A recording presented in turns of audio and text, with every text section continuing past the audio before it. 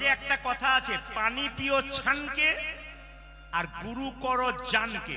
এদিকে এদিকে, জল খাবে ছেনে আর গুরু করবে জেনে, যাকে তাকে গুরু করবে না।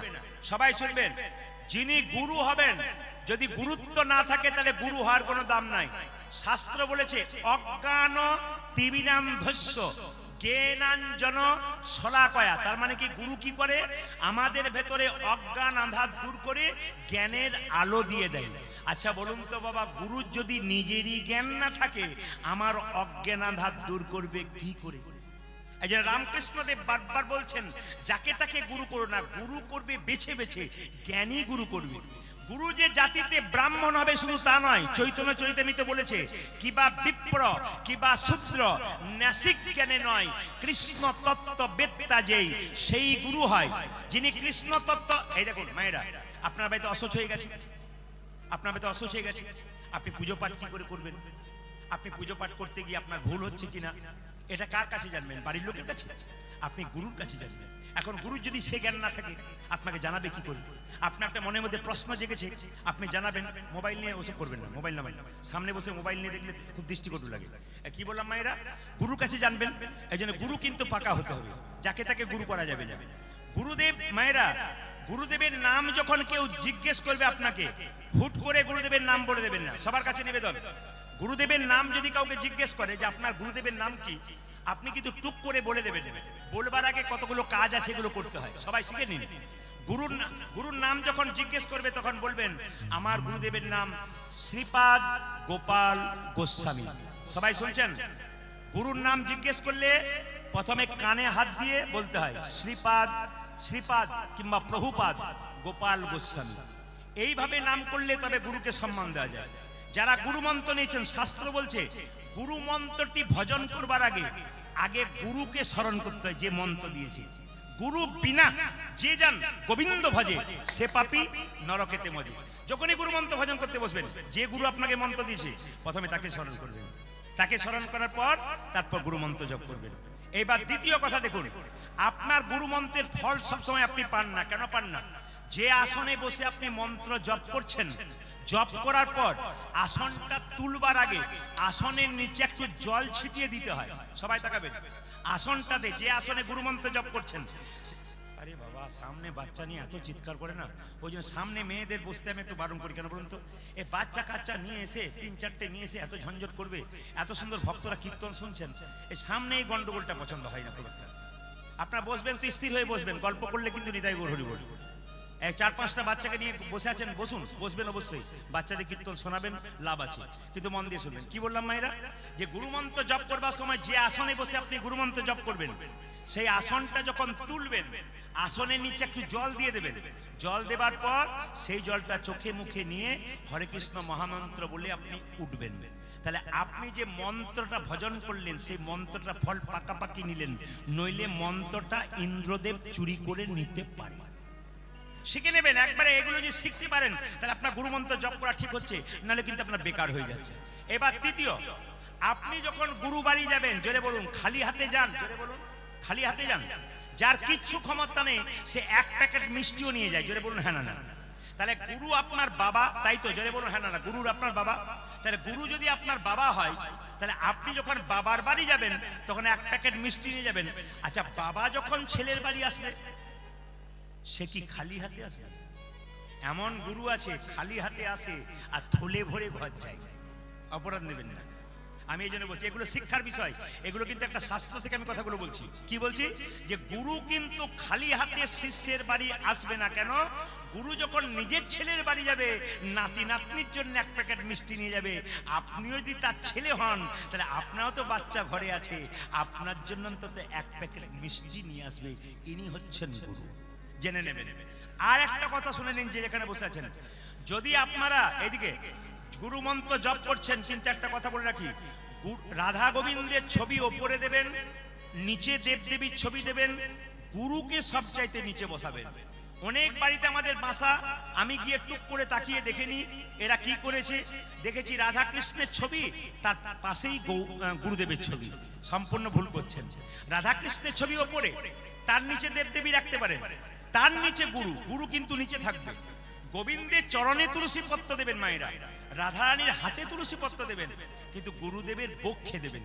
খুব মাথা রাখবেন, গুরুদেবের মাথায় তুলসী, গুরুদেবের বক্ষে তুলসী পত্র দেবেন, অন্য কোথাও কিন্তু তুলসী পত্র দেবেন না, পায়ে দেবেন না, তাহলে ভুল। একটু চন্দন দিয়ে বক্ষে দেবেন, গুরুকে প্রণাম করবেন প্রত্যেক দিন। তৃতীয় বলে রাখি, এইরকম গুরু যেন না হয়, একটু দেখে নিন। এইরকম গুরু হলে ত্যাগ করুন। রামকৃষ্ণদেবকে বলা হয়েছিল গুরু কি ত্যাগ করা যায়? ঠাকুর বলছে গুরু যদি গুরুর মতো না হয়, সেই গুরুকে আপনি ত্যাগ করতে পারেন।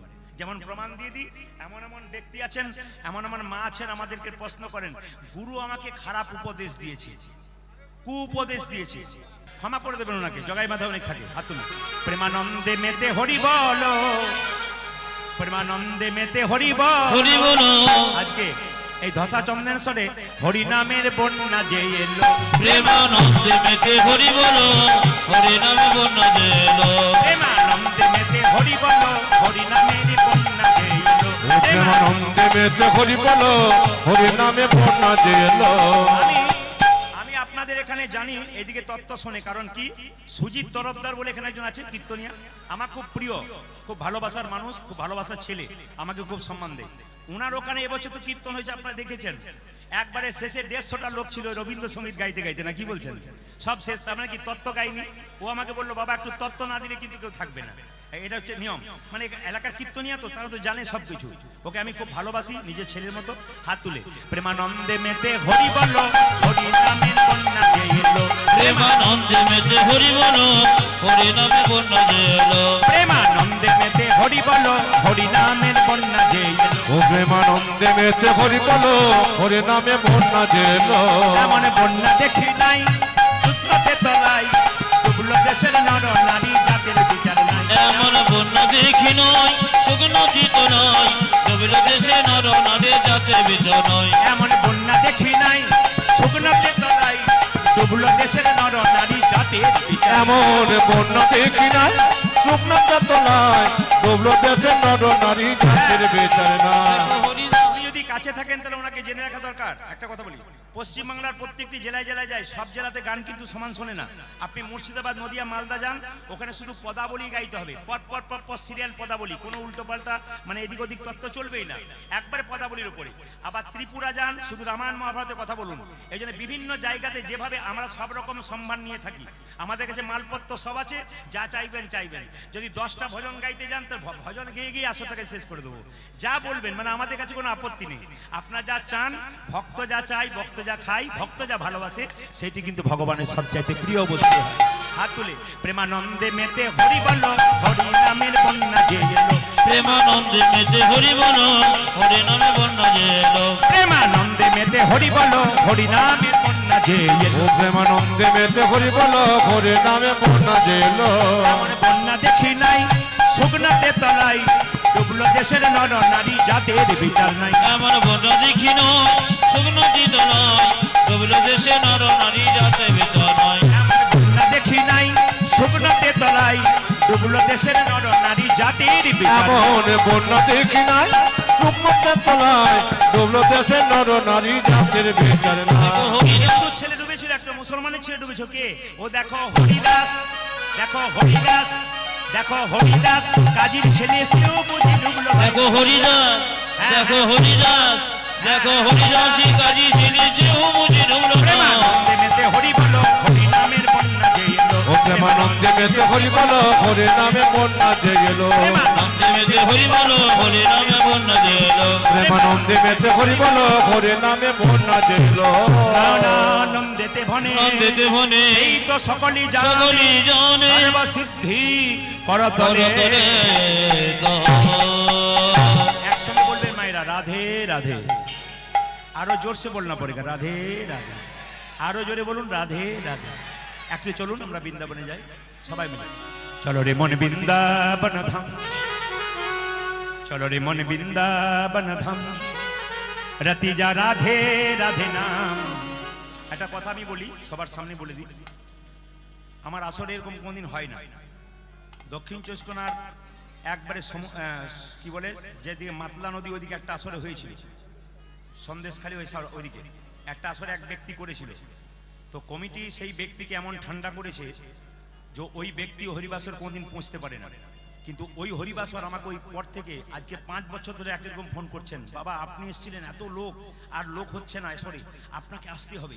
কিন্তু আমি এখনো পর্যন্ত ওনাদেরকে কথা দিই, এখনো পর্যন্ত কথা দিইনি আমি যাবো, কেন আমার যেখানে একটা মন ডিস্টার্ব হয়ে যায় সেখানে কিন্তু আমি কোনোদিন আসি না। এই জন্য বারবার বলবো কমিটি যারা আছেন ওনাকে ভদ্রভাবে ভালোভাবে বোঝাবেন যে তুমি বাবা হয়েছো, তোমার একটা ছেলে আছে বা দুটো ছেলে আছে, তুমি যদি এরকম উগ্র মেজাজি হও তা তোমার ছেলের কাছ তোমার কাছ থেকে কি শিখছে ওটা ওনাকে বলবেন। যে হাজার হাজার মানুষের খাবার জিনিসকে মুখ থেকে কেড়ে নিচ্ছ তুমি, তুমি কত বড় ভালো ভালো, তুমি একটু বিচার করে দেখো। এগুলো খাবার তো ভালো ভালো খাবার কেড়ে নিচ্ছে, আচ্ছা মানে আপনাদেরকে ভালো খাবার দেওয়া হচ্ছে, কেড়ে নেবার চেষ্টা করছে। তো যাই হোক, আমি ঈশ্বরের কাছে প্রার্থনা করলাম শুভবুদ্ধি উদয় হোক। মায়েরা চলো রে মনে বৃন্দাবন ধাম, চলো রে মনে বৃন্দাবন ধাম, रति जा राधे राधे नाम, मिलेंगे कुंज बिहारी, मिलेंगे राधा बिहारी। चलो मन बृंदावन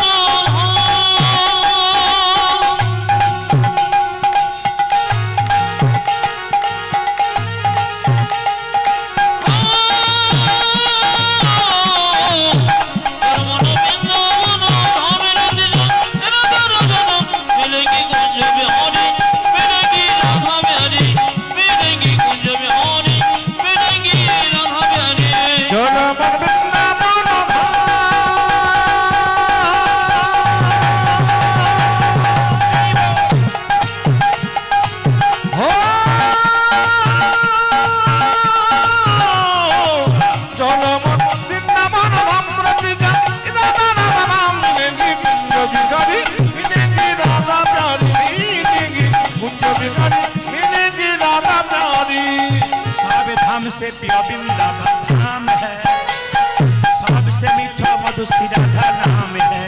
ओ सब धाम से प्रिय वृंदावन धाम है, सबसे मीठा मधुर श्री राधा नाम है।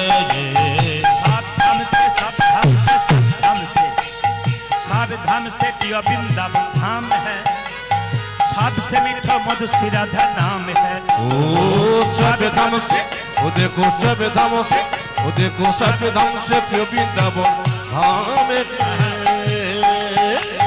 सबसे मीठा मधुर श्री राधा नाम है। पूरन होगी काम रति राधा राधा नाम, तेरी पूरन होगी काम,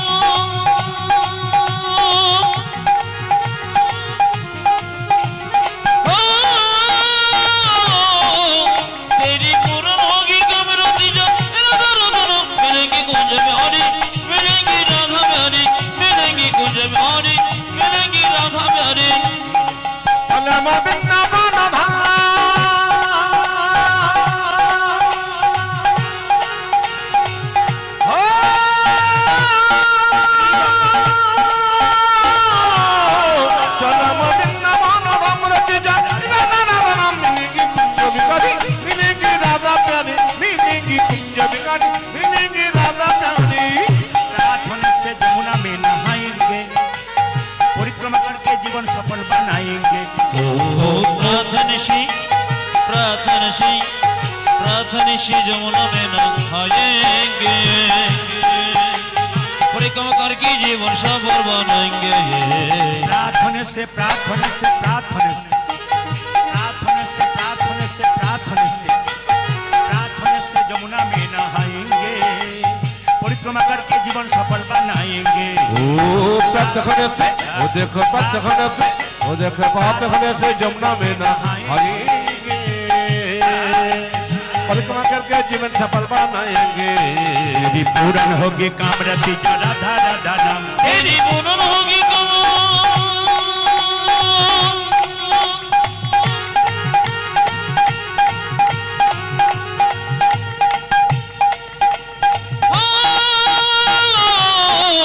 तेरी पूरन होगी काम रति राधा राधा नाम, मिलेंगे कुंज बिहारी, मिलेंगी राधा बिहारी, मिलेंगी कुंज बिहारी, मिलेंगी राधा बिहारी। चलो मन वृंदावन धाम,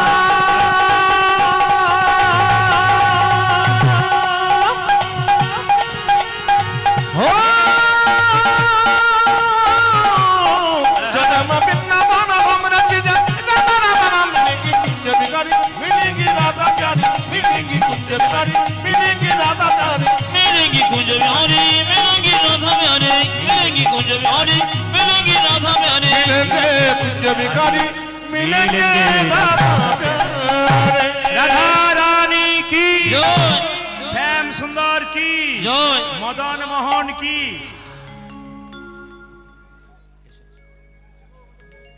আচ্ছা রাধা রানী আচ্ছা একটা একটু করে বলে যাই কীর্তনের তত্ত্ব নয় পালা করুন পালা হয় না যিনি বলেন পালা হন তিনি কীর্তন সম্পর্কে কতখানি বোঝেন আমার ঠিক জানা নেই কীর্তনের লীলা হয় বাবা পালা হয় না ভগবান পালা করে নাই নাটকের পালা হয় যাত্রার পালা হয় কিন্তু আমাদের পালা হয় না কীর্তনে পালা হয় আমাদের দুটো পালা হয় একটি আষাঢ় পালা আর একটি জোরে বলুন আপনারা যারা কীর্তন শুনতে এসছেন কোন পালা শেষ হয়েছে জোরে বলুন আষাঢ়টা না যাওয়ারটা জোরে বলুন যাওয়ারটা আষাঢ়টা বাকি আছে কোনটা জোরে বলুন যাওয়ারটা একটু জোরে বলুন অনেকে ভয়ে বলছে না যাবে না বলে আর কি আচ্ছা যে বাকি আছে যাওয়ারটা এত যদি বলছেন যাওয়ারটা বাকি আছে তো সাদা চুলে গোদরেজ নিচ্ছেন কেন দেখবেন দরজা দিয়ে মৃতদেহ নিয়ে যায় বলো হরি হরি বল বলো হরি হরি বল আমরা প্রণাম করি না মা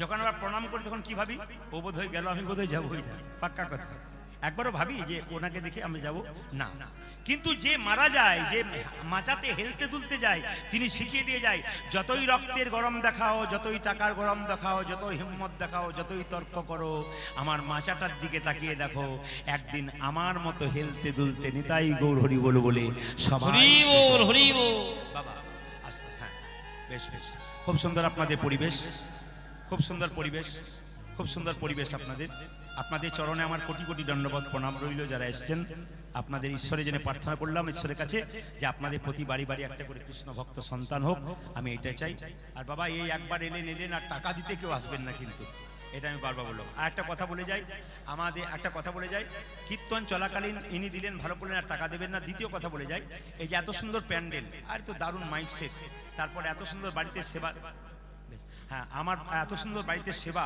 অমৃতের মতো সেবা করালেন আর এত সুন্দর কমিটির ব্যবহার যারা আমার কাছে গিয়েছিলেন অতীব ভদ্র চন্দনেশ্বরের কমিটির এত ভদ্রতা এত বিনয়ী আমাকে মুগ্ধ করেছে খুব ভালো লেগেছে আমার তবে একটা কথা আপনাদের বলে যাই আপনারা এই যে এসে বসেছেন বাবা এত সুন্দর প্যান্ডেল এত সুন্দর মাইক সেট এতগুলো দল এগুলো কিন্তু আপনাদের সাহায্যের দ্বারাই হয় এই যে আপনার সাহায্য না করলে কিন্তু কোনো মতে হয় না আপনার যেটা 3 দিন ধরে 2 দিন ধরে যে প্যান্ডেলটা দেখছেন ওটা ওনারা 3 মাস ধরে পরিশ্রম করেছেন ঘর বাড়ির কাজ ত্যাগ করে তারপর এত সুন্দর একটা অনুষ্ঠান আপনাদের উপহার দিচ্ছে এই জন্য ওনাদেরকে ধন্যবাদ জানাবেন আর দ্বিতীয়ত ওনাদের ছেলে মানে আমাদের ভাই আমাদের বন্ধু আমাদের বাবা সবাই হয়তো আপনাদের সামনে একটু যাবে একটু আঁচল পেতে আমি বলবো আপনারা কিন্তু নৈরাশ করবেন না আপনারা দান করবেন মোটা করে যেন ওনারা অনুষ্ঠানটা আরো সুন্দর চালাতে পারে আর কীর্তন চলাকালীন বা কীর্তনের শেষে আমাকে 1 টাকাও দেবেন না কারণ আমি টাকার বিনিময়ে এসেছি আমি আপনাদের কাছে 1 টাকা দেবো ওই টাকাটা যদি ওনাদেরকে দেন দেখবেন অনেক সুন্দর অনুষ্ঠান দেখাতে পারবে আপনাদের ওই জন্য বাবা আমাকে 1 টাকাও দেবার চেষ্টা করবেন না বারবার বলবো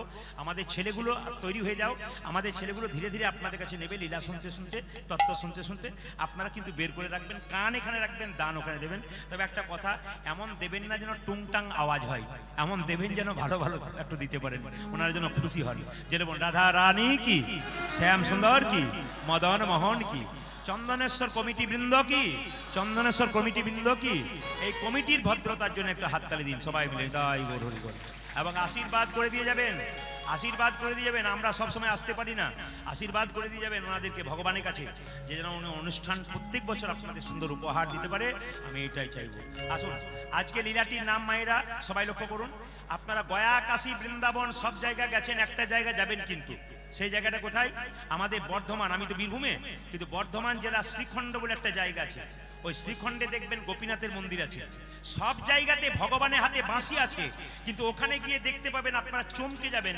ওখানে ভগবানের হাতে অর্ধেকটা নাড়ু আছে এবং নাড়ুটা শুধু এই নাড়ু নয় মা পাথরের নাড়ু আছে ওই নাড়ুটা হলো কি করে একটা ছোট্ট রঘুনন্দন 5 বছর বয়সে গোপীনাথকে নাড়ু খাওয়াবে এই নাড়ু প্রসাদ আপনারা কীর্তনের শেষে কিন্তু আমার কাছ থেকে নিয়ে যাবেন কমিটি বৃন্দ যারা আছেন তাদেরকে যা বলেছি তাই করেছেন লুটের বাতাসা এনেছেন একটা কথা বলি 5 বছর বয়সে রঘুনন্দন গোপীনাথকে নাড়ু খাওয়াবে এই নাড়ু প্রসাদ আপনারা মায়েরা যারা নিয়ে যেতে পারবেন তাদের লাভ কি মায়েরা শেষে একটু কাপড়ে কোণে বেঁধে ভক্তি ভরে নিয়ে যাবেন বৃহস্পতিবার দিন বাচ্চাকে আজকে কিন্তু বুধবার, কালকে সুযোগটা মিলেছে আপনাদের, ভালো মিলেছে।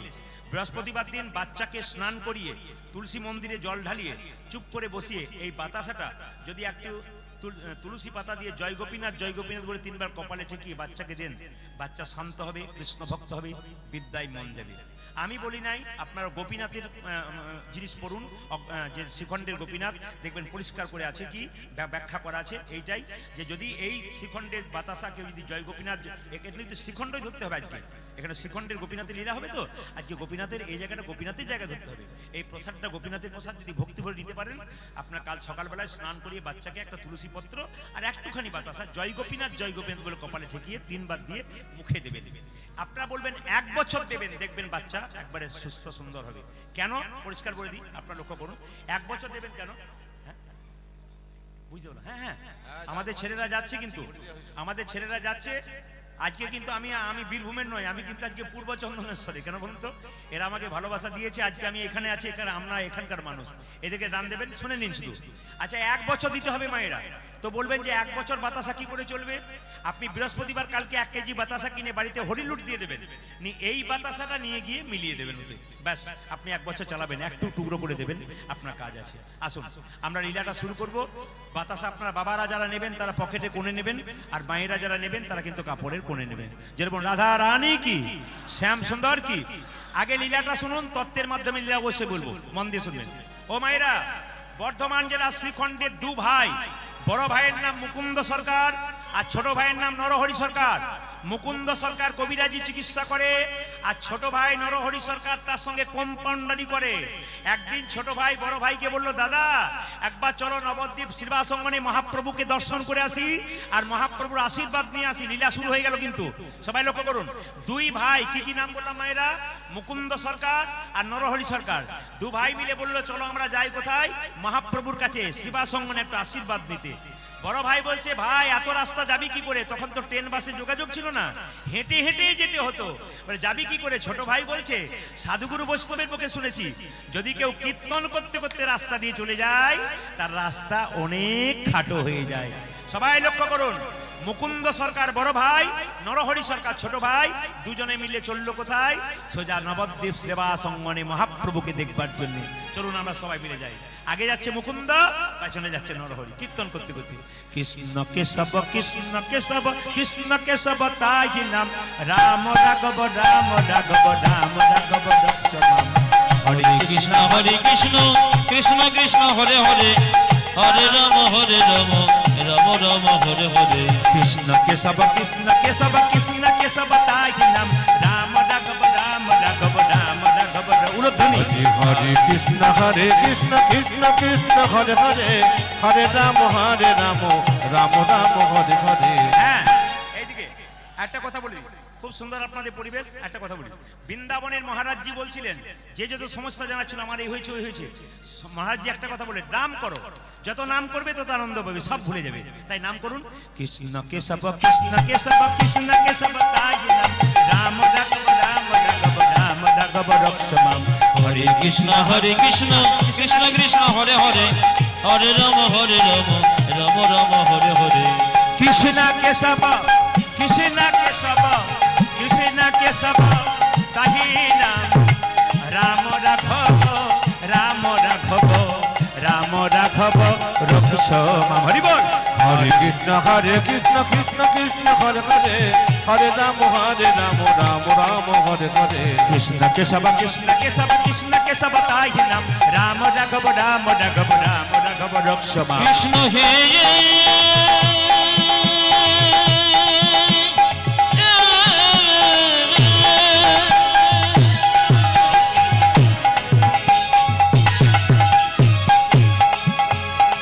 কৃষ্ণ হে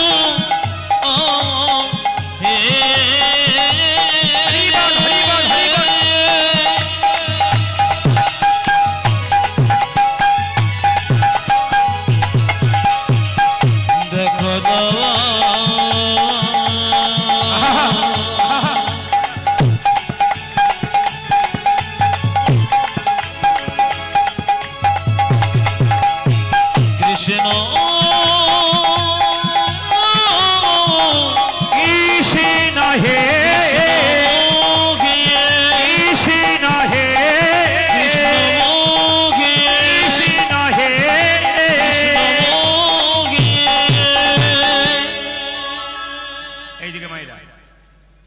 আগে বললাম দু ভাই গিয়েছিল, তাই তো? বড় ভাই মুকুন্দ, ছোট ভাই নরহরি। মহাপ্রভু শিবাসঙ্গনে দাঁড়িয়ে এরকম করে দাঁড়িয়ে আছে।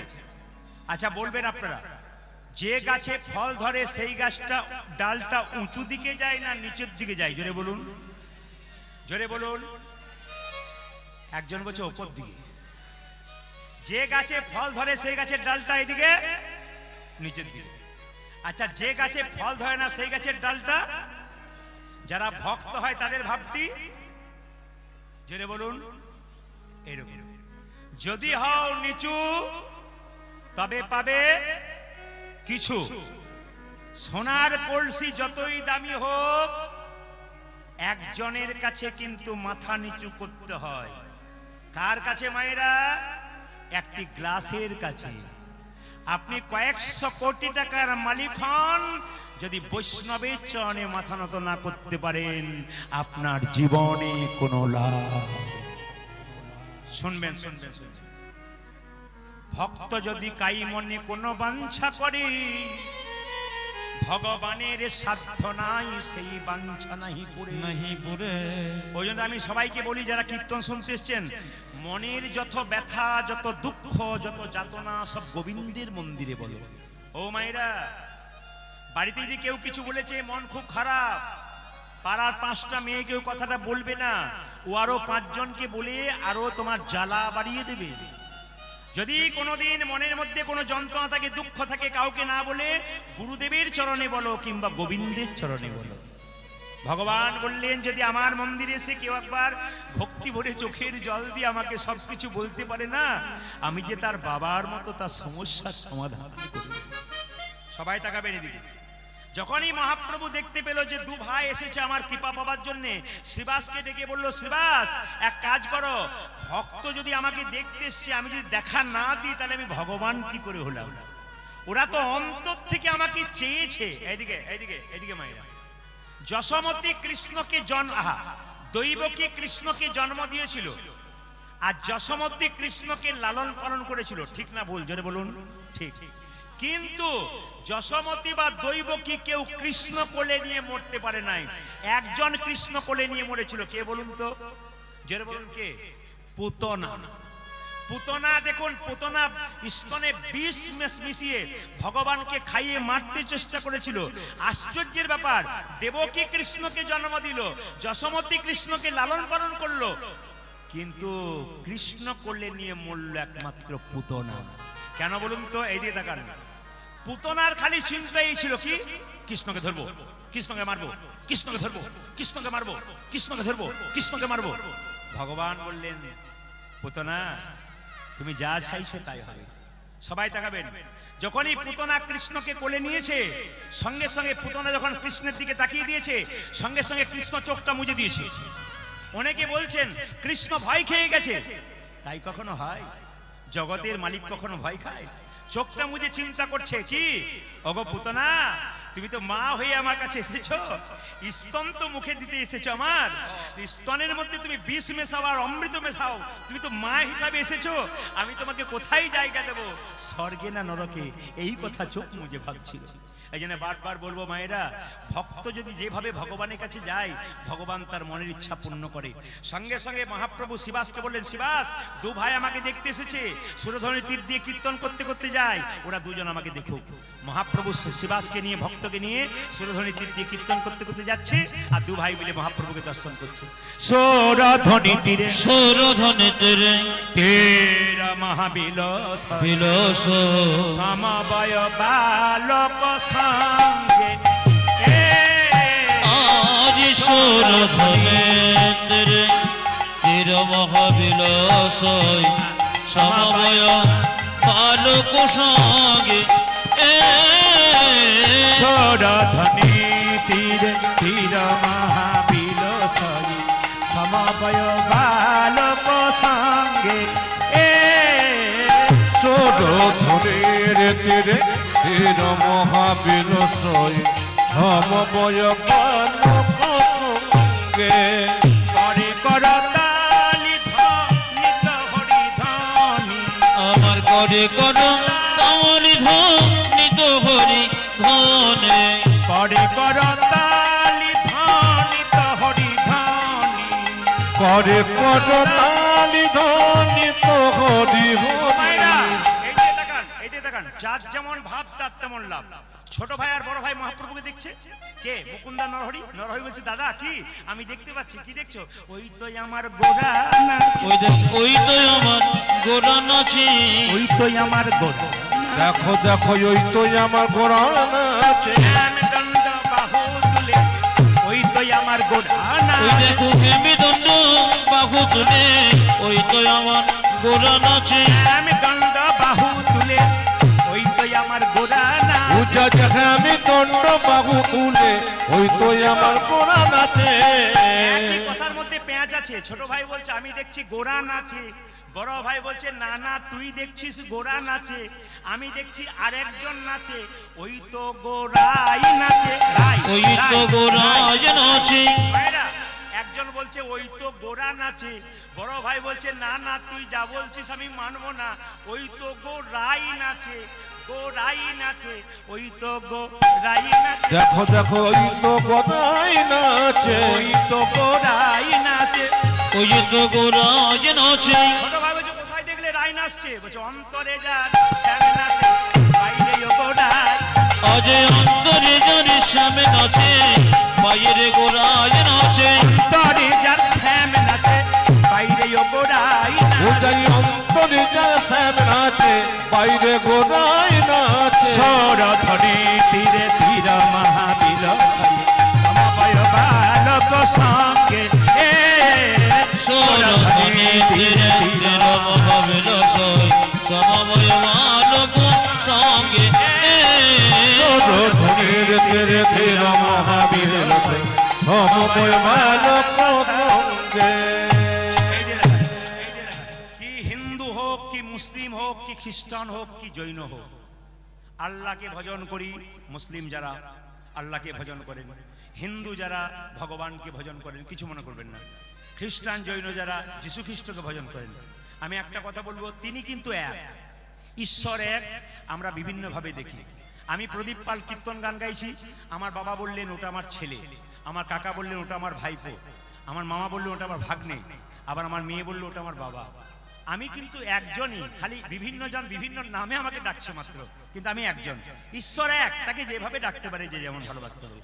এই জন্য আমি আপনাদের বলতে চাই, আমি খুব খুশি আমার কীর্তন জগতে এসে, কারণ আমি দেখেছি অনেক জায়গাতে, প্রচুর জায়গাতে আমি মুর্শিদাবাদে গান করি, তো অনেক বয়স্ক বয়স্ক মুসলিম বাবারা যারা আছেন তারা চেয়ারে বসে গান শোনেন, এবং এমন এমন জায়গা আছে মুসলিমরা বলেন হিন্দু কমিটিকে, আপনারা প্রদীপ বাবুকে নিয়ে আসুন, আমরা কিছু দান করব, টাকা দেবো, তবু ওনাকে নিয়ে আসুন। কেন? এমনভাবে এত মুসলিম ভক্ত আমার আছে যে চিন্তা করার বাইরে। প্রত্যেক এমন এমন ভক্ত আছে যারা সপ্তাহে সপ্তাহে ফোন করে বলে, বাবা তুমি আমায় ফোন ধরো না কেন, মানে রেগে যায় আর কি। ভালোবাসাটা কোন জায়গায় গেছে? তার মানে কি, এমন কথা বলতে হবে যেন সম্প্রীতি বজায় থাকে, এমন কথা বলতে হবে না যেন সম্প্রীতি নষ্ট না হয়, যেন ভালোবাসার সম্পর্কটা থাকে। ভাই, রক্ত আমাদের সব এক, আমরা সবাই মানুষ। ভালোবাসার ব্যবহার যে করতে পারবে ঈশ্বর তাকে ক্ষমা করবে, আর যে ঝগড়া করবে বিবাদ করবে ঈশ্বর তাকে কোনোদিন ক্ষমা করবে না। ওই জন্য ভালোবাসা তৈরি করুন, প্রেম তৈরি করুন। কে কখন চলে যাবেন কেউ জানে না। ট্রেন আসবার সময় সিগন্যাল দেয়, কিন্তু মৃত্যু আসবার সময় সিগন্যাল দেয় না। একটা ওষুধের প্যাকেটে এক্সপায়ারি ডেট লেখা থাকে, কখন পর্যন্ত চলবে। আমাদের দেহে কোনো এক্সপায়ারি ডেট লেখা নাই, কখন কে চলে যাবে কেউ যাবে না। রাত্রিবেলায় শোবেন, সকালবেলায় চোখ খুলবেন তো সকাল হবে, আর চোখ যদি না খুলেন তাহলে আপনার জীবনে পরকাল হবে। ওই জন্য বারবার বলবো, কতদিনের জন্য বাঁচতে এসছেন, কে কখন চলে যাবেন কেউ জানে না, অন্তত ভালো ব্যবহারটুকু করে যান। এটা কিন্তু আমি সবসময় বারবার চাইবো, নেতাই গৌর হরি বলে এটাই চাইবো। আমার সব চাইতে কি জানেন, আমার সব চাইতে আমার বারবার এটা কিন্তু আমার দাগ রয়ে গেল। কিছু মনে করবেন না, কমিটি তুলে নিল যে আমরা এই কথাটা বললাম, মানে আমরা এই কথাটা কিন্তু বলতে বলিনি, উনি নিজে বলেছেন।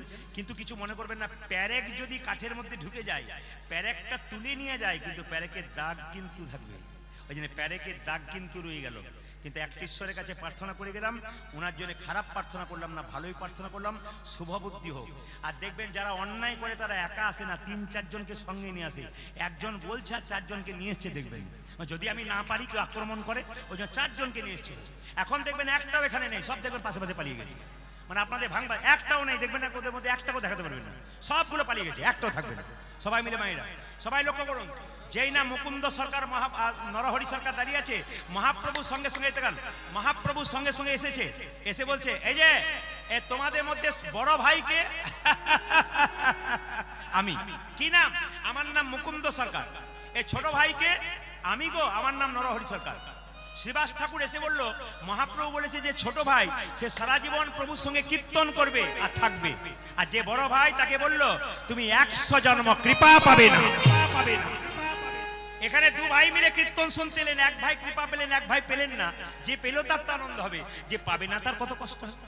সঙ্গে সঙ্গে বলছে তোমাদের মধ্যে বড় ভাইকে আমি তো টেনে টেনে নিয়ে এলাম, আমার নাম মুকুন্দ সরকার, তোমার জন্য বলেছে তুমি 100 জন্ম কৃপা পাবে না। আর বড় ভাই নাচতে শুরু করেছে, জয় গৌর জয় গৌর। শ্রীবাস মনে মনে ভাবলো লোকটার মাথা খারাপ হয়ে গেছে বোধহয়। আমাকে যদি এই কথা বলতো মহাপ্রভু যে 100 জন্ম কৃপা পাবে না, আমি তো 20কে আত্মহত্যা করতাম। সঙ্গে সঙ্গে মুকুন্দ বলছে, শোনো শোনো শ্রীবাস, প্রভু যদি বলতো আমি কোন জন্মে সঙ্গ পাবো না, তাহলে না হয় আমি 20 খেয়ে আত্মহত্যা করে দিত। প্রভু বলেছে 100 জন্ম সঙ্গ পাবো না, 100 জন্ম না হয় গৌর গৌর বললে কেঁদে বেড়াবো। যখনই 100 জন্ম পেরিয়ে যাবে, 101 জন্মে প্রভুর সঙ্গ পাবো। 101 জন্মে প্রভু সঙ্গ পাবো, 1 জন্মে প্রভুর সঙ্গ পাবো। 101 জন্মে প্রভু। হরি বল হরি বল।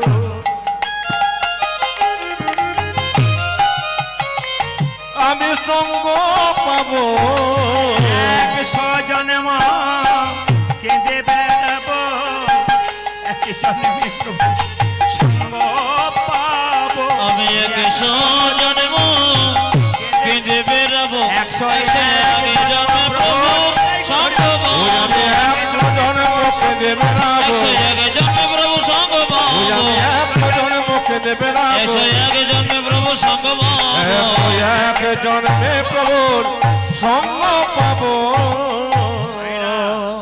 এর থেকে কি শিখলেন? ধৈর্য যার ভগবান তার, ধৈর্য যার নাই তার ভগবান না। 3 ঘন্টার কীর্তন শুনতে এসে যদি কেউ 6 বার উঠবোস করে, তবে তার ধৈর্য কোথায়? কুরুক্ষেত্রের যুদ্ধের ক্ষেত্রের দিকে তাকাবো মায়েরা। 100 ভাইয়ের দাদা দুর্যোধন বড় চঞ্চল ছিলেন, উনি গোবিন্দ হারালেন। আর 5 পাণ্ডবের দাদা যুধিষ্ঠির উনি স্থির ব্যক্তি ছিলেন, উনি গোবিন্দ পেলেন। এখানে যারা খুব ঠান্ডা মাথায় কীর্তন শুনছেন, তা তো 5 পাণ্ডবের দাদা যুধিষ্ঠিরের দলে আছেন। আর যারা কীর্তন শুনতে শুনতে চঞ্চলতা করবে, অস্থিরতা করবে, এরা তো সব দুর্যোধনের লোক হবে। তবে আপনাদের আসলে 5 পাণ্ডবের ভাগটাই দেখলাম, আপনারা কি স্থির হয়ে কীর্তন শুনছেন। মুকুন্দ সরকারকে যখন বলল 100 জন্ম কৃপা পাবে না, মুকুন্দ সরকার চোখের জলে কাঁদছে। ভগবান সব সইতে পারে, ভক্তের চোখের জল সইতে পারে না। তাই ভগবান যখন চোখের জল সইতে পারছে না, তখন মুকুন্দ কাঁদছে। মুকুন্দকে দেখে মহাপ্রভু বলছে, শ্রীবাস এ মুকুন্দ তুমি কাঁদছো কেন? প্রভু আমার ভাইকে তুমি সঙ্গে রাখলে, নাম করাবে, তোমার সঙ্গে সঙ্গে থাকবে, আমি কি অপরাধ করলাম প্রভু? তুমি আমাকে 100 জন্ম কৃপা করবে না? ভগবান কি সুন্দর বোঝালেন দেখুন। ওগো মুকুন্দ, এই সংসারে যারা বড় ভাই হয় তাদের সবচাইতে দায়িত্ব বেশি হয়। এ কার কথা? এ মায়েরা, এ সংসারে যারা বড় ভাই আর বড় বউ হয়, এখানে যারা আছেন মন দিয়ে শুনবেন। মহাপ্রভু বলেন এই সংসারে যারা বড় বউ আর বড় ভাই হয়, সংসারে তাদের দায়িত্ব সবচাইতে বেশি থাকে। কেন? একটা বনের মধ্যে বড় বড় গাছ যেমন ছোট ছোট গাছগুলোকে ঝড়ঝঞ্ঝা থেকে রক্ষা করে, একটা সংসারের বড় ভাই তার ছোট ভাই দিকে ঝড়ঝঞ্ঝা থেকে রক্ষা করে। শোনো মুকুন্দ, তোমার ভাই আমার সঙ্গে রইল, আর তুমি শ্রীখণ্ডে ফিরে যাও, একটা গোপীনাথের মন্দির তৈরি করো, জীবের দ্বারে নাম দাও, আর গরিবের চিকিৎসা করো। ওগো মুকুন্দ, আমি মহাপ্রভু হয়ে তোমার মাথায় হাত দিয়ে আশীর্বাদ করলাম, তুমি কাল থেকে বাড়ি গিয়ে যাকেই চিকিৎসা করবে তারই রোগ ভালো হয়ে যাবে। এখানে কি শিক্ষা পেলেন দেখে নেবেন আপনারা, খুব মন দিয়ে শুনবেন। কয়েকদিন আগে ঝাড়খণ্ডে কীর্তন করছিলাম, হঠাৎ দেখতে পেলাম কীর্তন চলতে চলতে একজন ব্যক্তি দৌড়ে এসে মাঝে বসে গেল। আর যেই না বসে গেল, হাত পা মুছছে, এরকম করে বসে চুপচাপ বসে আছে ঠান্ডার দিনে, একবারে চাদরটাকে নিয়ে বসে গেল, হাতগুলো মোছামুছি করছে। 3-4 জন ওখান থেকে দাঁড়িয়ে আছে, এইদিকে এইদিকে ডাকছে, কিন্তু যাচ্ছে না। আমরা তাহলে কোনো অপরাধ করে কীর্তনের মাঝে ঢুকে গেছে। কিন্তু কিছুক্ষণ পরে কীর্তন যখন শেষ হয়ে গেল, তখন দেখলাম গলায় মালা, কীর্তন শুনছেন। ওনাকে জিজ্ঞেস করলাম, ওরা এখনো দাঁড়িয়ে আছে কি, কোনো খারাপ কিছু হয়েছে নাকি? বলছে না না, আমি একজন মোটরসাইকেল মেকানিক্যাল, তো আমি ওদেরকে বললাম কীর্তন শুনলে আমি থাকতে পারি না, আমার হাত নাকি ভালো, ওরা বলে কেউ অন্য কোথাও যাবে না, খালি আমার কাছে আসবে। তো বললাম বাবা কীর্তনটা একটু শুনে আসি, তারপর তোমাদের কাজটা করে দেবো, কিন্তু আমাকে কীর্তন অন্তত 1 ঘন্টাও শুনতে দাও, আমি কীর্তন শুনতে যাব। তো দেখুন এর থেকে প্রমাণ কি, আপনি হরিকথা কৃষ্ণ কথা শুনবেন, আপনার সব দিক দিয়ে উন্নতি হবে। আপনি বুঝতেই পারবেন না যে কাজ আপনারা করছেন সফল হবেন যদি হরির কৃপা থাকে, যদি গৌর গোবিন্দের কৃপা থাকে। মুকুন্দ সরকার মায়েরা মুকুন্দকে বলছে, মুকুন্দ তুমি দেরি করো না, তুমি তুমি বাড়ি ফিরে যাও, একটা গোপীনাথের মন্দির তৈরি করো, জীবের দ্বারে হরিনাম দাও। ফিরে যাও ফিরে যাও শিখণ্ডে, ফিরে যাও ফিরে যাও ফিরে যাও সেখানে, ফিরে যাও ফিরে যাও ফিরে যাও শিখণ্ডে, ফিরে যাও আজ ফিরে যাও ফিরে যাও শিখণ্ডে, ফিরে যাও ফিরে যাও যাও যাও ফিরে যাও ফিরে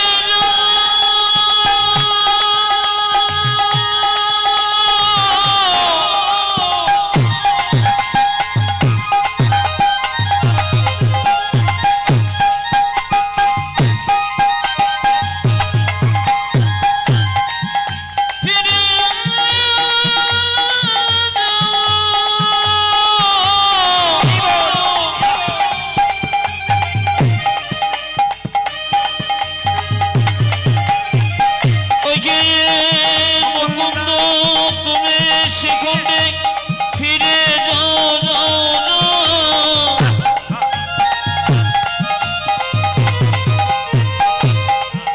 মুকুন্দ তুমি যাও ফিরে যাও ফিরে যাও শিখণ্ডে, ফিরে যাও। মায়েরা মহাপ্রভুর আজ্ঞা পাইয়া মুকুন্দ চলিলা, মুকুন্দ চলিলা। ও যজ মহাপ্রভুর আজ্ঞা পাইয়া মুকুন্দ চলিলা, মুকুন্দ চলিলা। মহাপ্রভুর আজ্ঞা পাইয়া মুকুন্দ চলিলা, মুকুন্দ চলিলা। আমার মহাপ্রভুর আজ্ঞা পায়া মুকুন্দ চলিল, মুকুন্দ চলিল। আবার শিখণ্ড গ্রামেতে আমি শিখণ্ড গ্রামেতে যাচ্ছি, শিখণ্ড গ্রামেতে আজ শিখণ্ড গ্রামেতে যাচ্ছি, উপনীত হইলা, উপনীত হইলা। আমি শিখণ্ড গ্রামেতে যাচ্ছি, উপনীত হইয়া উপনীত হইয়া। বলো হরি বল, বলো বলো হরি বল, বলো বলো হরি বল, বলো বলো হরি বল। গোপীনাথ জিউ কি, জয় গোপীনাথ জিউ কি, জয় গোপীনাথ জিউ কি। জয়। মুকুন্দ সরকার বাড়ি এলেন, একটা গোপীনাথের মন্দির তৈরি করলেন। আপনারা যারা কীর্তন শুনতে এসছেন তাদেরকে বলবো, বেডরুম করবেন, ডাইনিং রুম করবেন, বাথরুম করবেন, সব কুকিং রুম করবেন, কিন্তু একটা রুম করবেন যেখানে ভগবান থাকবে, সবার কাছে নিবেদন। এবং ভগবান মন্দিরটা যেখানে করবেন মা, যেটা যেন ঈশান কোণ হয়। ভগবানের মন্দির কিন্তু সবসময় মাথায় রাখবেন, বাড়ি যখন নতুন করবেন যেন ঈশান কোণ হয়। একটা কথা আমি প্রায়ই বলি, আপনারা ইউটিউবে শুনেছেন, জ্যোতিষশাস্ত্র বলছে ঈশান কোণে বাথরুম পায়খানা করবেন না। ঈশান কোণে যদি কেউ বাথরুম পায়খানা করে তার শুভ কাজ কোনোদিন হয় না, হতে হতে কাজগুলো ভেঙে যায়। এবার 100% দেখে নেবেন আপনি। সেই জন্য বারবার বলবো ঈশান কোণে কিন্তু কোনোদিন আপনারা বাথরুম করবেন না। রান্নাঘর যদি করতে হয় তাহলে অগ্নি কোণে করবেন। রাত্রিবেলায় যখন শোবেন তখন দুদিকে মাথা করে শুতে হয়, একটা পূর্ব দিকে অথবা আপনার দক্ষিণ দিকে। উত্তর দিকে শুতে নেই, কেন বলুন তো? মানুষ মারা গেলে উত্তর দিকে মাথা করে শোয়ায়। আর কেন দক্ষিণ দিকে মাথা করে শোয়ানো হয়? মানে দক্ষিণ দিকটা হচ্ছে জমের দোয়া। শুধু তাই নয়, আমাদের আত্মীয় স্বজন যারা মারা গেছে সবাই কিন্তু দক্ষিণ দিকে আছে। এখন দক্ষিণ দিকে পা করে শুলে আমাদের আত্মীয় স্বজনকে অপমান করা হয়। এই জন্য দক্ষিণ দিকে মাথা করে শুতে হয়। আর পূর্ব দিকে মাথা করে শুলে কি হয় বাবা, না শুভ চিন্তার উদয় হয়। আর পশ্চিম দিকে যদি কেউ মাথা করে শোয় তার মধ্যে টেনশন, চিন্তা ভাবনা চলে আসে। এই জন্য সব কিছু একটা নিয়ম আছে, যদি সংসারে করতে পারেন ভালো আছে। যেদিন বাড়ি ফিরে এলো সেদিন শিবরাত্রির দিন, মায়েরা সেদিন শিবরাত্রি, দেখে কিছু মনে করবেন না। 18ই ফাল্গুন, 18ই ফাল্গুন নয়, ফাল্গুন মাসের 2 তারিখে শিবরাত্রি আসছে কিন্তু। জোরে বলুন হ্যাঁ না না। আচ্ছা, শিবরাত্রি ব্রত কে কে পালন করেন? জোরে বলুন কে কে পালন করেন? শিবরাত্রি ব্রত পালন করেন? আর বাকি সব করেন না মায়েরা? আচ্ছা বাবারা, সবাইকে বলে রাখি, আমাদের মধ্যে একটা ধারণা আছে যে শিবরাত্রি পালন কিন্তু শুধুমাত্র মায়েরা করবে, বাবারা করবে তা নয়, সবাইকে করতে হবে। কেন? 12 জন বৈষ্ণবের মধ্যে প্রধান বৈষ্ণব হচ্ছে বাবা ভোলানাথ। একটু প্রমাণ দেখে নিন, তাহলে বুঝতে পারবেন শিবরাত্রি ব্রত করলে কি হয়। বলছে বারাণসীতে একটা ব্যাধ ছিল, এইদিকে বারাণসীতে একটা ব্যাধ ছিল, সেই ব্যাধ প্রত্যেকদিন পশু শিকার করত। একদিন শিবরাত্রির দিনেই ও বুঝতে পারে না পশু শিকার করতে গেছে, হঠাৎ রাত্রি হয়ে গেছে, জঙ্গলের মধ্যে পশু পাখি প্রচুর বড় বড় পশু আছে, তারা আক্রমণ করতে পারে, সন্দেহ হয়ে গেছে। একটা বেল গাছের নিচে কিন্তু, বেল গাছের উপরে লোকটি শুয়ে পড়েছে। এখন বেল গাছের নিচে কিন্তু একটা শিবলিঙ্গ ছিল, সারাদিন কিছু খায়নি, উপবাস হয়ে গেছে, বাস একটি পাতা তার হাতে লেগে একবার শিবলিঙ্গে পড়েছে। মায়েরা শিবরাত্রি উপবাস হয়ে গেল, জানতেই পারলো না। পরের দিন বাড়ি গেল, তার স্ত্রী রান্না বান্না করলো, একজন ব্রাহ্মণ এসে বললো আমি সেবা করব, পালন হয়ে গেল। সে যখন মারা গেল তখন যার জায়গা হলো কোথায়? শিবলোকে। যমদূতরা বললো ও তো অনেক পশু পাখি মেরেছে, অন্যায় করেছে, ওকে নিয়ে যাবো ওখানে জমালয়ে। বলছে না না, শিবলোকের দূতরা বললো যে না না, ও যত না পশু পাখি মেরেছে, যেহেতু একদিন শিবরাত্রি পালন করেছে, ওই জন্য তার জায়গা শিবলোকে হয়ে গেছে। এই জন্য আমি আপনাদের বলতে চাই, শিবরাত্রি একটা সুন্দর তত্ত্ব কথা বলবো। ওই পার্টিগুলো এখানে নাই তো, ওই জন্য বলতে আমার ভয় লাগছে। বলবো বলবো তো, পার্টিগুলো নাই তো। তবে আমার এলাকায় যদি হতো তাহলে বুঝিয়ে ফেলতাম যে পার্টি কেমন বটে, কিছু মনে করবেন না। আর অন্য কমিটি যদি হতো না তাহলে বুঝিয়ে দিত যে ও কেমন বটে আর কি, কত ধানে কত চাল সেজে। যেরকম রাধা রানী কি, শ্যাম সুন্দর কি, মদন মোহন কি, হরিবাসর কি, সাধুগুরু বৈষ্ণব কি, গৌর ভক্তবৃন্দ কি, প্রেম সে বলো বাবা ভোলানাথ কি, বাবা ভোলানাথ কি। যেহেতু বাবার মন্দিরে গান, বাবার সম্বন্ধে না বললে বাবা কিন্তু খুব রেগে যাবে। হ্যাঁ সবাই তাকান, বাবা কিন্তু খুব সরল। এইদিকে বাবা মায়েরা, বাবা কিন্তু খুব সরল। একটা সরলতার প্রমাণ দিয়ে দিই। একদিন কৈলাস পর্বতে মা দুর্গা বলছে, স্বামী তুমি কিছু করবে না, খালি বসে বসে খাবে, তোমার কিছু কর্ম না, খালি বসে থাকো তুমি। দেখুন, স্বামী যদি কাজ না করে স্ত্রী বলবে না? দুর্গা দেবী বলছে তোমার কোনো কাজ না, খালি বসে থাকো। লোকে যদি জিজ্ঞেস করে তোমার স্বামী কি করে, আমি বলবো বসে থাকি। এতে আমার কষ্ট হয় না? স্বামী কিছু করে না তো বলছে যে তাহলে আমি কি করবো? বলে কেন, খেতি মানে মাঠে চাষ করো, তোমার অসুবিধা নেই। বলছে মাঠ কোথায় পাবো? বলে গোবিন্দের কাছে যাও, বলো মাঠ দিয়ে দেবে। বলছে আমার তো একটা মাত্র সার, একটা সারের দরকার, কি করবো? বলে গোবিন্দের কাছে একটা গরু আছে, ওটা নিয়ে নাও, তোমারটা নিয়ে নাও, দুটোতে চাষ হয়ে যাবে। ভগবানের কাছে গেছে, আর দুর্গা বলেছে শোনো, গোবিন্দের কাছে বলবে যে চাষ আমি করব, কিন্তু ওপরের ফসলটা আমার আর নিচেরটা তোমার। বলছে উপরে যা চাষ করবো, ওপরে ফসলটা তোমার আর নিচের, ওপরে ফসলটা কার? আমার। মানে বাবা শিবকে বলছে দুর্গা, ওপরে ফসলটা আমাদের আর নিচের ফসলটা ভগবানের। এখন ভগবানের কাছে গেছে, প্রভু বলে কি, আরে বাবা এসেছো তুমি, কি চাও কি চাও? বলে আমি চাষ করতে চাই। চাষ? আচ্ছা কি দরকার? একটা ষাঁড়ের দরকার, মানে গরুর দরকার। বলে আমার গরুটা তুমি নিয়ে নাও, আর তোমার একটা আছে, চাষ করো। বলছে চাষ করবো, তাহলে এক কাজ করো, ওপরের দিকটা কিন্তু আমার ফসলে আর নিচের দিকটা তোমার। বলছে তাহলে কি চাষ করবো গোবিন্দ তুমি বলো? বলছে আলু চাষ করতে। বুঝতে পারছেন? আলু চাষ করলে কি হয়? ভেতরটা ওর হয়ে গেল, উপরটা কার হয়ে গেল। এইবার যে না আলু চাষ করেছে, গোবিন্দের গোটা আলুগুলো হয়েছে, আরো বস্তা বস্তা খালি আলু শাক নিয়ে ঘর গেছে। এখন সঙ্গে সঙ্গে দুর্গা খুব রেগে গেছে, আর রেগে গিয়ে বলছে এই তোমার ব্যাপার। বলছে তুমি তো বলেছিলে যে ওপরেরটা আমার আর নিচেরটা তোমার, আমি তাই বলে দিছি। ও আলু পেয়ে গেছে, আমি শাক পেয়ে গেছি। এখন বলো না, এবারে যাও, এবার বলো। বলে নিচেরটা আমার, ওপরটা তোমার। গোবিন্দকে বলেছে প্রভু এবার চাষ করব, নিচেরটা আমার, ওপরটা তোমার। গোবিন্দ কি চাষ করবো? ধান গাছ চাষ করবো। রাধা রানী কি, শ্যাম সুন্দর কি, মদন মোহন কি, হরিবাসর কি, বাবা ভোলা কি, সবাই লক্ষ্য করুন যে যেখানে বসে আছেন। শিবরাত্রির দিনে 4 প্রহরে বাবাকে স্নান করাতে হয়। প্রথম প্রহরে দুধ দিয়ে, দ্বিতীয় প্রহরে দই দিয়ে, তৃতীয় প্রহরে ঘি দিয়ে, চতুর্থ প্রহরে মধু দিয়ে। বাবাকে কেন সবাই পুজো করবেন তার প্রমাণ দেখুন। লক্ষ্মী নারায়ণ যুগলে বাড়িতে রাখবেন, একা লক্ষ্মী বৃহস্পতিবার পুজো করবেন না। সব সময় সবাইকে সব জায়গাতে বলি, এবং শাস্ত্র বলছে লক্ষ্মী হচ্ছে সুখ, নারায়ণ হচ্ছে শান্তি। একা লক্ষ্মী রাখলে বাড়িতে লক্ষ্মী চঞ্চলা হয়ে যায়। আপনার বাড়িতে কোনো অনুষ্ঠান হচ্ছে, মেয়েকে নিমন্ত্রণ করলেন না, জামাইকে, মেয়েকে করলেন, জামাইকে ডাকলেন না আদর করে, মেয়ে কিন্তু ছটফট ছটফট করবে, তাহলে কিছু যদি মনে করে। লক্ষ্মীকে বাড়িতে রাখতে গেলে নারায়ণকে রাখতে হবে, তবে সুখ শান্তি বজায় থাকবে। সবাই তাকাবেন মন দিয়ে। এখন লক্ষ্য করুন, লক্ষ্মী একদিন নারায়ণের পদসেবা করছে। যত ছবি দেখবেন এমনি ছবিগুলো কোন একা লক্ষ্মী করছে, একা লক্ষ্মী ছবি নাই। সব জায়গাতে প্রকৃতপক্ষে ছবি হচ্ছে লক্ষ্মী নারায়ণ।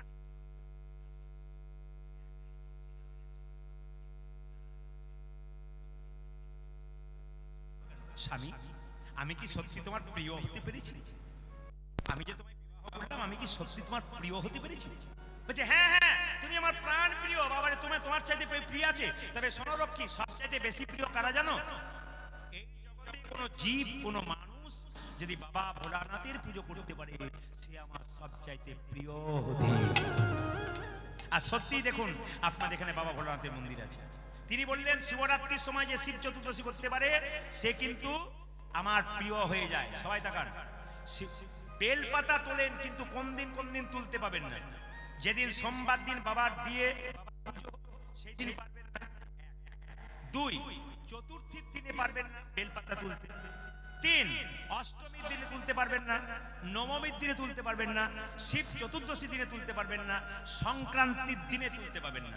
আরেকবার বলে দিই, চতুর্থীর দিন, অষ্টমীর দিন, নবমীর দিন, চতুর্দশীর দিন, সোমবার দিন, সংক্রান্তির দিন, এই দিনগুলো কিন্তু আপনারা কেউ তুলতে পাবেন না কি বেলপাতা। তবে বলবেন কি করব? আগের দিন তুলে রাখবেন, পরের দিন আপনারা বাবা ভোলাকে দেবেন। দ্বিতীয়, যেই না বলেছে শিবের পুজো করলে সে আমার সবচেয়ে প্রিয়, লক্ষ্মী দেবী বৈকুণ্ঠে একটা সুন্দর সোনার শিবলিঙ্গ তৈরি করে পুজো আরম্ভ করবে। তখন বাবা ভোলা তখন স্বামীকে বলল, স্বামী তাহলে পুজো যে করব, মন্ত্র কোথায়? মায়েরা বাবারা সবাই শিখে নিন শিব পূজার মন্ত্র কি। যে 5 অক্ষরের মন্ত্র দিলেন কানে কানে নারায়ণ, কি বলল? শুধু বলবে নমঃ শিবায়, নমঃ শিবায়, নমঃ শিবায়। এই 5 অক্ষরের মন্ত্র বললেই বাস, আর কিছু না। বলছে শিবের সবচাইতে প্রিয় জিনিস কি? আপনারা বলবেন আকন্দ ফুল, না। আপনারা বলবেন বেলপাতা, না। শিবের সবচাইতে প্রিয় যেটা গোপনে কেউ জানে না, শাস্ত্র বলছে, নারায়ণ লক্ষ্মীকে বলছে, শিবের সবচাইতে প্রিয় ফুল কি জানো? প্রিয় ফুল হলো পদ্ম ফুল।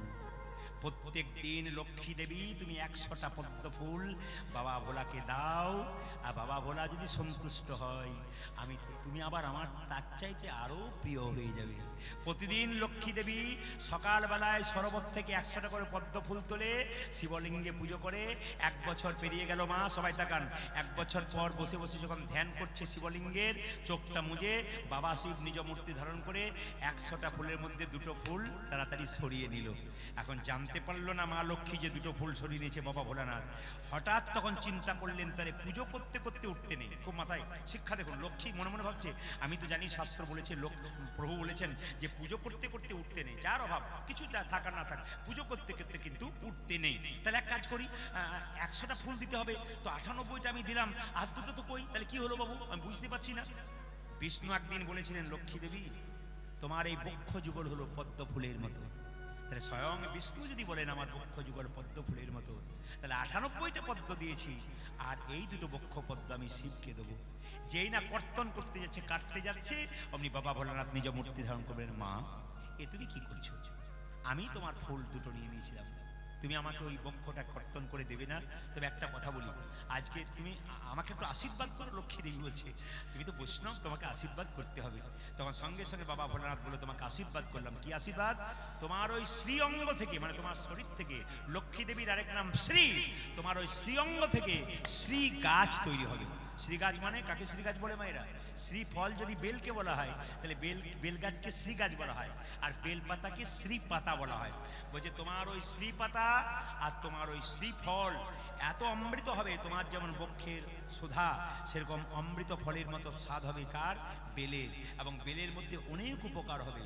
ওই জন্য বেল যদি কেউ প্রতিনিয়ত খায় বাবা, তার অনেক উপকার হয়। তখন সেই দিন থেকে বাবা ভোলানাথ বলে উঠলো, আমি তোমাকে এই আশীর্বাদ করলাম। আশীর্বাদ ক্ষমতা আমার নেই, কারণ তুমি তো স্বয়ং ভগবানের প্রিয়া আমার। তবে তুমি যখন বললে, তখন এটুকু বললাম যে তুমি সত্যি আজ থেকে প্রভুর প্রিয় হতে পারবে। সেই দিন থেকে বাবা ভোলানাথ আশীর্বাদ দেওয়ার পর লক্ষ্মী দেবী নারায়ণের প্রিয় হতে পেরেছেন। তাহলে স্বয়ং নারায়ণ যদি বলছেন যে শিব চতুর্দশী আমাদের দিকেও পুজো করতে পারে ভক্তি করে, তবে সে আমার নিতাই গৌর হরি বল বলে প্রিয় হতে পারে। সবাই লক্ষ্য করুন মায়েরা, মুকুন্দ সরকার বাড়ি ফিরে এলো। আমি মালদাতে প্রচুর গান করি, যত জেলায় জেলায় আসতে, যত জেলায় আমি যাই পশ্চিমবাংলায়, তো আপনাদের 24 পরগনাতে আমাকে বেশি দিতে হয়, কারণ 24 পরগনাতে মাঘ ফাল্গুন চৈত্র প্রচুর গান হয়। এই জন্য মোটামুটি 10টা করে ভাগ আপনার 30 দিনে 30টা পান, মানে মাঘ মাসে 10টা, ফাল্গুন মাসে 10টা, চৈত্র মাসে 10টা। যদি ইচ্ছা হয়, প্রভুর কৃপা হয়, বাবার কৃপা হয়, আমি 30টা কীর্তন এদিকে করতে পারি, কিন্তু আমাকে সব জেলাকে ভাগ দিতে হয়।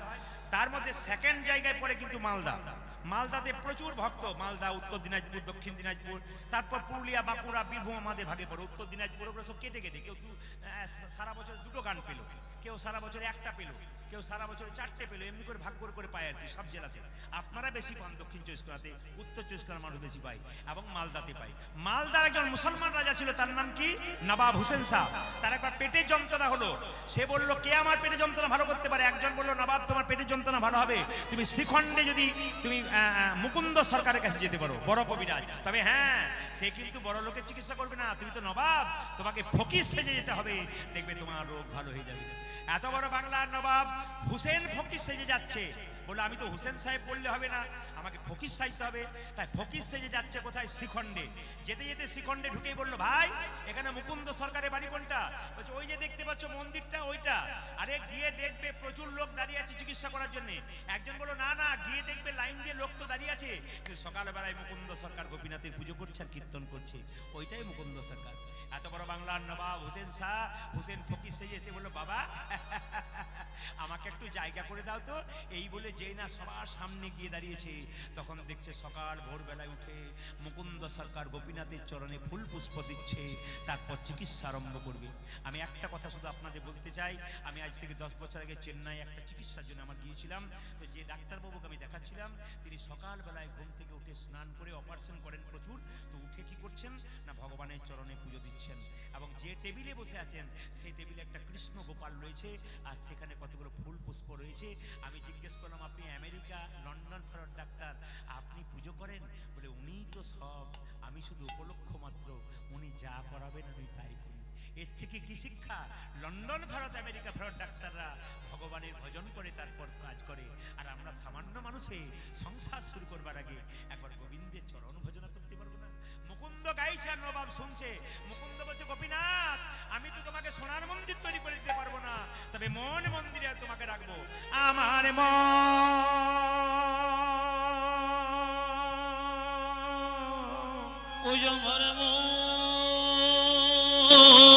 আমার মন মন্দিরে তুমি মদন দাঁড়াবে গো। ওই আমার মন মন্দিরে মদন মোহন দাঁড়াবে গো বসি ডাকি আমার মন মন্দিরে মদন মোহন দাঁড়াবে গো বসি ডাকি যা। ওই আমার মন্দিরে মদন মোহন দাঁড়াবে গোয়াছে ডাকিয়া। কাঁদিয়া কাঁদিয়া তব নাম লইয়া, আমি কাঁদিয়া কাঁদিয়া তব নাম লইয়া কাঁদিয়া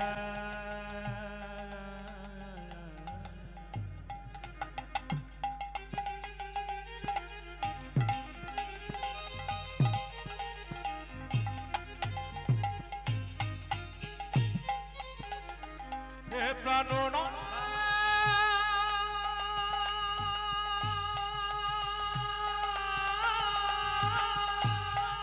হরি বল হরি বল হরি বল।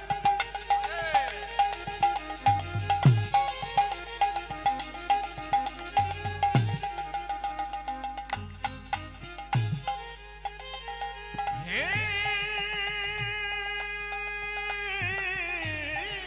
প্রাণনাথ আজ আমি কাঁদিয়া কাঁদিয়া তব নাম লইয়া। প্রাণ জলে বুক ভাসাইয়া আমি কাঁদিয়া কাঁদিয়া তব নাম লইয়া নয়ন জলে বুক ভাসাইয়া। আমার মন